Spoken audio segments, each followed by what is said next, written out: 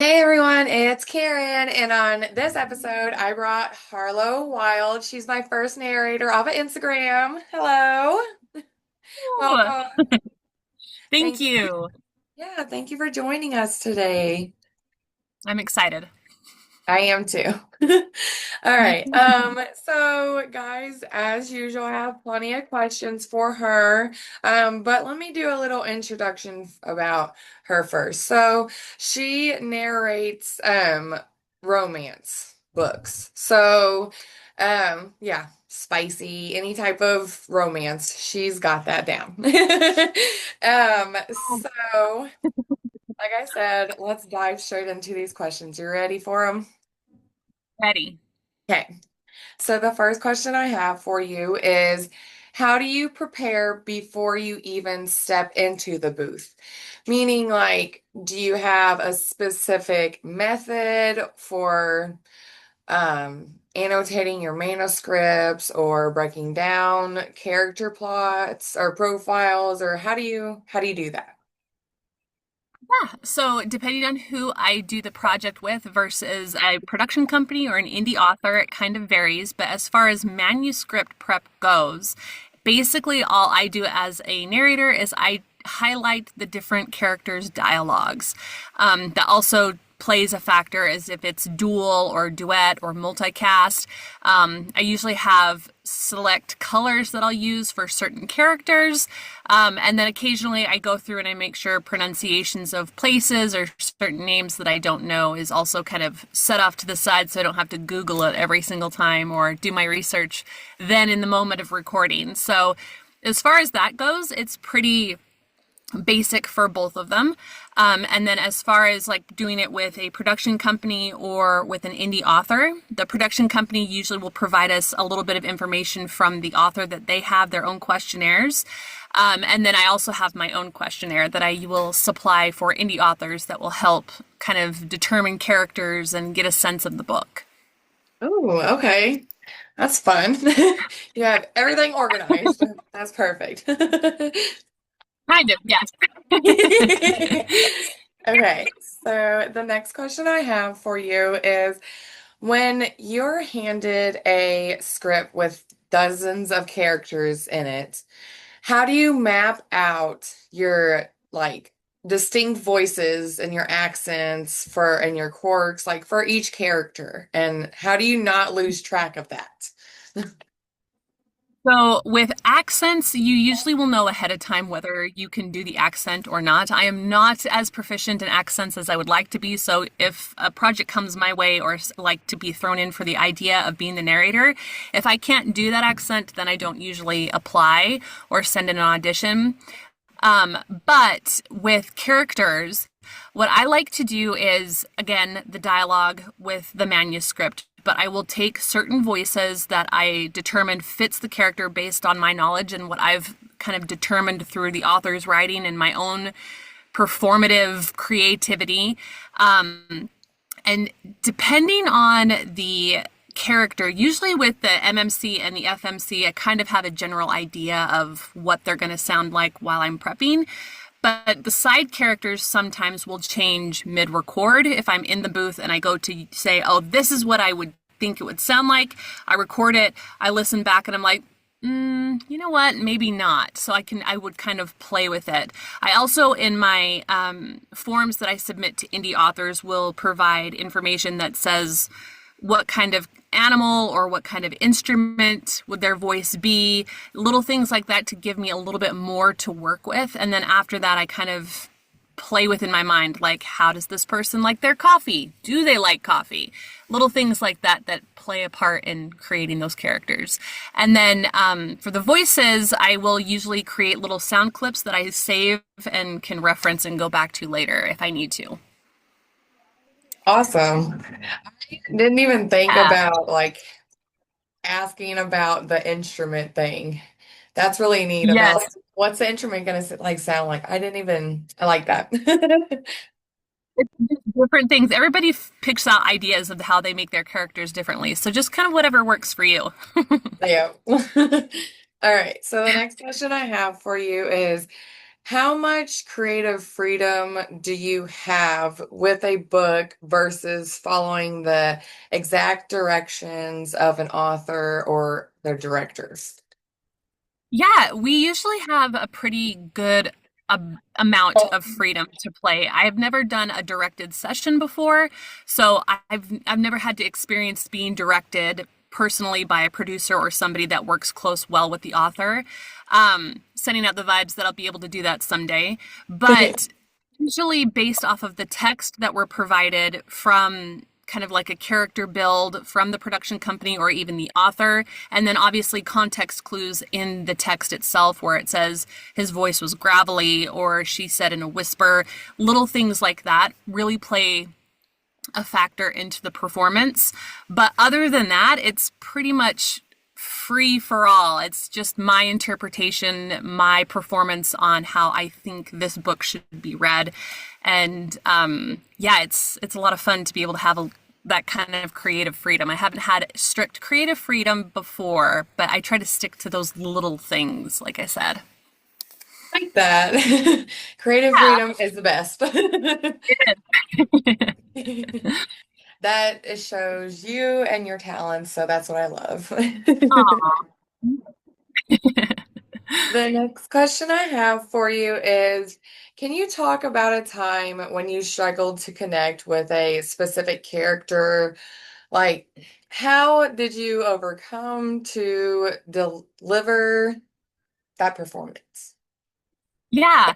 Well, I actually do struggle a little bit with every single character because there are a lot of instances, a lot of things that I cannot relate to in my real life compared to some of these stories. I have never been with somebody that rides dragons and goes off to battle and, get chased Right. by a werewolf shooter. So that part comes from obviously make believe, imagination, things you have to play with. So I do struggle in reality with every single character in some form or another.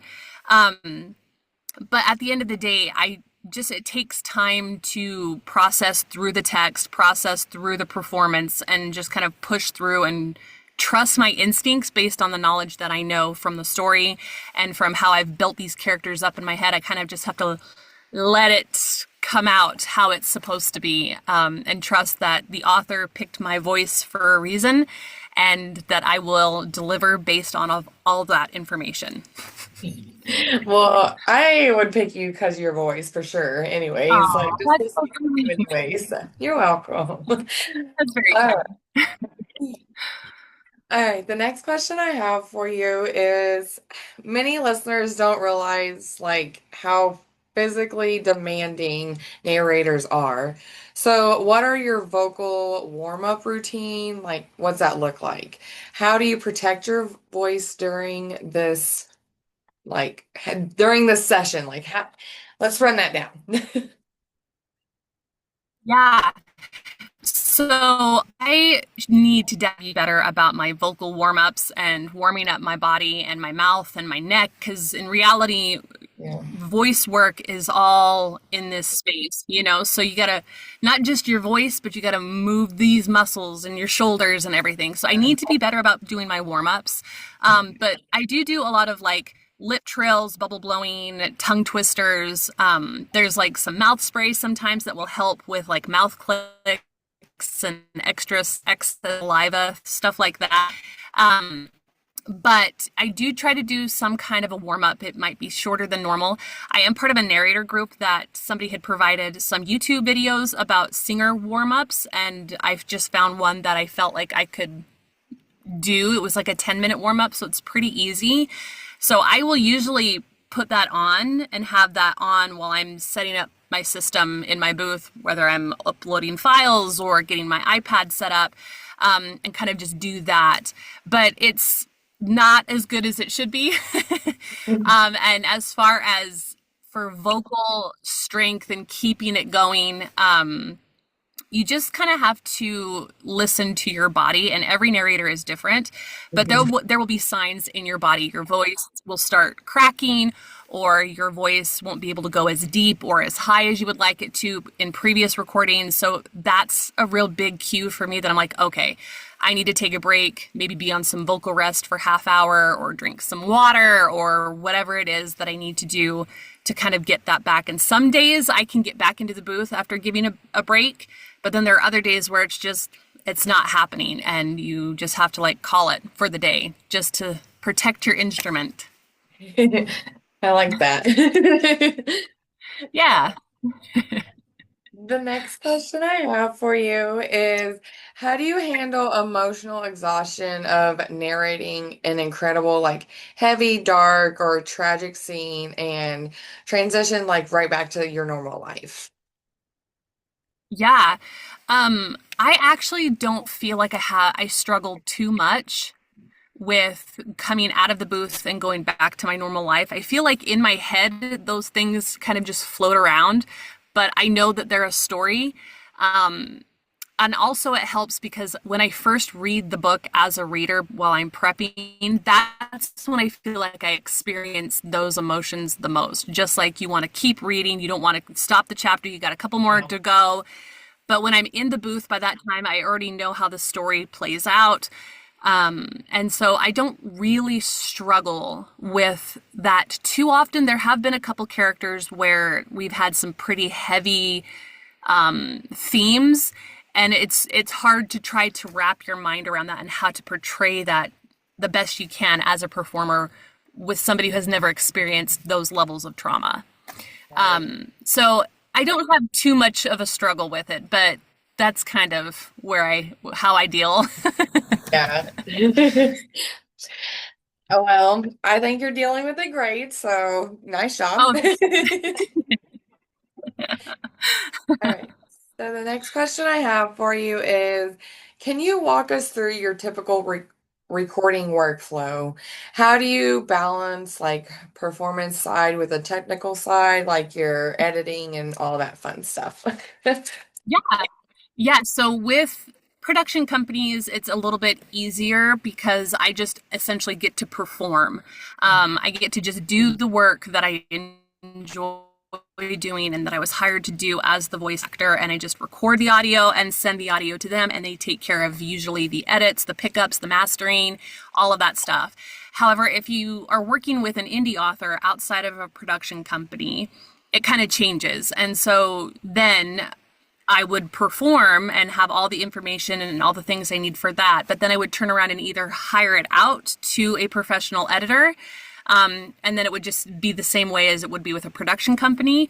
Or I would take the time to edit it myself, edit the audio, put it through an audio system software that will check for the mess ups in words. We call them pickups. And then I would just go back in and create it and fix it myself. And then again, at the end of the day, when everything was all recorded and fixed, master it, and then send the files off to the author. A lot of work. Oh my gosh. It is. It is a lot. Like I have to edit these videos and this is enough for me. Like Yeah, I don't think I could do it's anymore. crazy. Yeah. So kudos for you for doing extra if Oh, you do that. So when you do that, whenever I should say. So, all right. I have for you is with the massive rise of audiobooks, what are the biggest changes of trends you've noticed in like the industry overall in the last few years? yeah. AI has been probably the biggest one. It's definitely the more prominent one. Creating audiobooks in general is not cheap, and it's hard for authors to provide their audiobooks to readers, to listeners, and not do it outside of AI. And AI is super tempting to some people, and it's not good. So human voices only. So AI Yeah. is definitely a big challenge in the industry. But when I first joined, I spoke to some more way experienced narrators, and they said the pandemic really was a big change for the audiobook industry, mainly because prior to the pandemic, there was opportunities to go to locations in like LA and New York and record in person in their studios, and that was kind of the way that it was done. And then obviously after the pandemic, people couldn't do that. So home studios really became a lot more accessible and easier to obtain, which I'm super grateful for because I don't live near LA or New York. And so that would have never been a possibility for me. So between the pandemic and AI, those are probably the two bigger options. But grateful, but also, Yeah. crazy. Yes, for sure. I mean, I kind of like the pan. I brought this up to another person I did an interview with. I like the pandemic because it kind of helped people become like creative and stuff, or like if you were already creative, it gave us some time.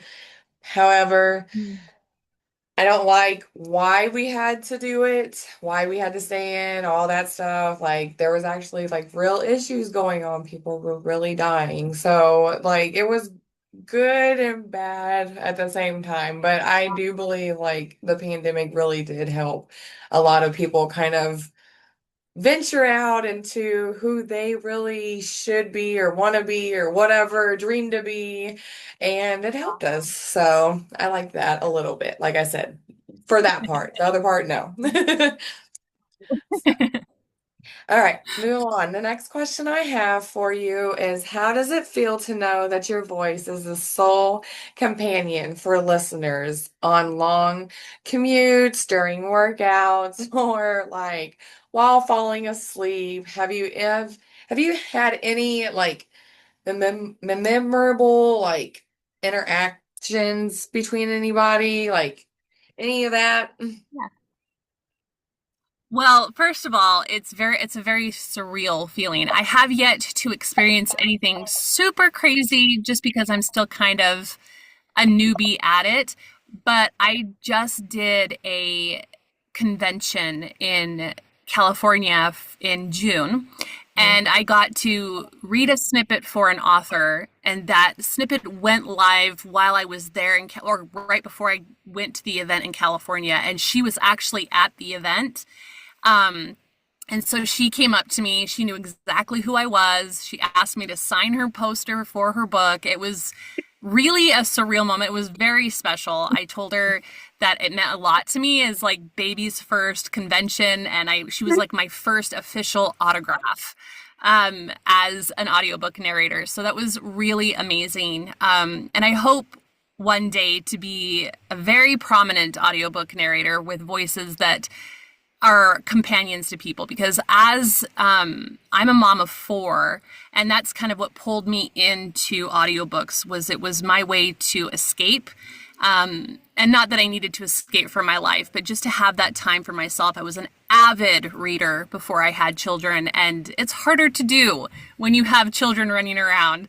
So audiobooks really saved me in order to like read those stories, be able to listen to those stories while also being present and in the moment with my kids. But I hope to do that for somebody as an audiobook narrator someday because it was life changing for me. So yeah.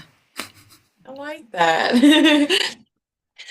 All right, so the next question I have for you is what is the hardest genre for you to narrate? I know you kind of only do romance some, but like and what is the most rewarding though out of I Yeah. guess romance? Well, as a performer, I feel like the most rewarding is anything that kind of pushes me out of my comfort level. I'm not the best at pushing myself out of my comfort level, but in order to grow, we kind of have to do that, you know? So I have a harder time with darker romances because the themes can be really heavy. Ironically, I do get casted in a lot of dark romance because of that. That and kind of romanticities, why chooses. So it is harder because of the themes, but I feel like any of the books that I do kind of are hard as far as romance goes, just because I push myself. I'm trying to push myself into a space that I haven't already essentially mastered, even though I really haven't mastered anything quite yet. Um, yeah. Well, I mean, you've mastered it. You've done one, like a few books already, right? So, how many have you done? I have currently on my Audible, I'm up to 44 books that I've done. Well, Yeah. you've mastered something. You're almost to 50. People like love your voice enough to keep hiring you. Yeah. Oh, I hope so. Okay. All right. I have three more questions and then we'll wrap it up a little bit. So, all right. The next question I have Okay. for you is, um, if you could narrate any book for history, regardless of genre or rights, what would it be and why? Oh man, that is very tricky. I as a reader myself, I don't do a lot of reading outside of romance books. So, I'm actually probably going to say I would probably do Not So Lucky by Trilina Pucci, mainly because she's one of my goal authors to read for, but that book was amazing for me. I loved that book so much. She's just a fantastic writer, but it was a fun book to listen to, so I really would love to have narrated it because the dialogue is great, the narration, the banter, it's great. I love it. Awesome. I have to look that book up because I've never heard of it. Normal though, so the books I normally read are, I hate to say this, yes, I'm just turned 30, but I'm still like Vampire Diaries, Secret Circle, like teenage vampire books, stuff like that. I mean, I've read some romance, but not a lot. Twilight. So I'm trying to get into romance a little Yeah. bit more, but that's why I picked you and trying to like expand my Aw. comfort zone so that I can like learn more about romance and books and stuff. Because yeah, I never really liked it. I never did. I was more of like fantasy, so like Lord of the Rings or Harry Potter, kind of or like I Yeah. don't know stuff. I don't know stuff like that. So I love that. I love that. Those also have amazing genres. There are many to choose from in that area too. So I totally get that. Totally get that that. is true. Okay, so the next question I have for you is, what is the best piece of advice you'd ever receive that applies to both voice acting and your daily life? Oh, the best advice that I do not follow as well as I should Okay. is essentially have the audacity. Yeah. Have the audacity. Take up the space. You deserve to be there. And I need to get better at that. I struggle with that big time. But that is probably the biggest one that resonates, Mhm. um, is just take up the space, have the audacity to show up for you, nobody else. I love that. I love it. Absolutely do. Absolutely do. Because everybody needs to hear that every single day. Show up for yourself, Yep, seriously. You can't show up for yep, yourself, who else is going to? Like you live with yep, you, wake up with you, wake up, be happy. It's a yep. struggle. It's a It struggle is. hard. Real hard, but it's worth We're all it. out here doing our best, right? Right, exactly.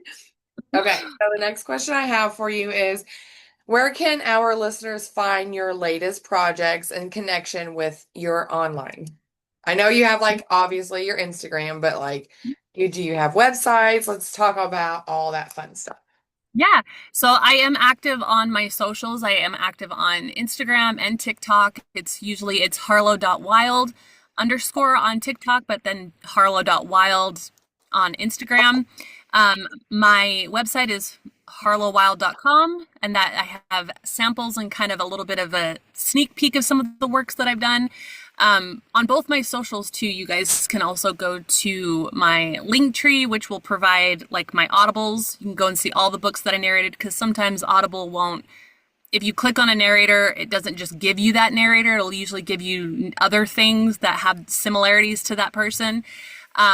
But yeah, so I have links on my Instagram and my TikTok that take you to Audible and my websites and all the socials. That's awesome. So I have a surprise question. Do you have anything upcoming new that you're gonna be doing by the end of the year or next year? Yeah, Anything you want I to talk about? actually am going to be getting back into the booth, not this week, but next week with Ryan Lee Dunlap. We're taking on a duet. It's a dark cowboy romance. It's book 2 of a series by Layla James and Shauna Murray. I did the first book with him last year. It came out last year in October. It's called Wait in the Truck. Again, it is a dark romance, but it's great. It's a good one. They've got some really dark humor and some really memorable characters, and I'm so excited to get back in the booth. But we are going to do a couple of lives on TikTok, recording live together, doing these book 2, which is called Hell of a Show. So that one will be recording this month, and hopefully it will be releasing in like late September. That's my goal, but we'll see. Well, that's exciting. I can't wait to hear about it. Yeah. I'm ready to get Yeah. one of your books that you've narrated now. So which one do you think I would like the best out of all the ones that you've done? I would probably recommend. I did a heavy romantasy series. It's called Academy of the Wicked Elite, and it's by Okay. Avery Phoenix. And I did that a dual narration with JD Tomlinson. And there's 4 books. They are pretty extensive, as fantasy romantasy books kind of are. But it's essentially a reverse harem. Why choose? There's one FMC and multiple MMCs. But it definitely leans on vampires and dragons and lots of kind of fantastical creatures. So if you're in the mood for that kind of thing, I would suggest that one. I If you're wanting to delve a little bit into some romance, I just did a small town second chance romance, kind of like a motorcycle club cowboy romance. And that one's it's short. It's a short little story, but it's really good. I had fun doing it. And it was a duet with Theo Sinclair. So it was a good one too. might have to get that one. That sounds nice too. All right. Well, thank you again for accepting my request when I reached out to you on Instagram. Absolutely. You're such a you just radiate everything. And like when I got a Oh, notification that you followed me, like my day was met because I was like, her oh, so great. She just seems like a great person. Her voice, like I already heard her voice. I was like, yeah, of course. Why wouldn't she be a narrator? Like she sounds so great. Like your father, I love it, and your personality, like you just, and again, you just glow like all the time. oh, I had to have you thank on my. you. You're welcome. So, Oh, I appreciate you reaching out. I know that takes a lot, especially when you're kind of like trying to establish stuff on socials and just trying to get your foot in the door with different things. And I have a couple of book talk people that have reached out to me, and I've felt the same way as you, where I'm like, me? You want to yeah. talk to me? So I feel honored that you sent me a message and asked me. I also felt like, oh, you wanted to talk to me? Yeah. Yeah, like I said, you're amazing. I had to talk to Oh, you. thank So, you. I appreciate uh, that. you're welcome. All right. Well, thank you again for everyone for joining both of us. And I hope that you enjoyed listening and learning a little bit about her and all her narrator work. So thank you again, everyone. And thank you, Harlow, for coming on. I appreciate it. So everyone have a good rest of your day. You're welcome. Bye. All right. Bye.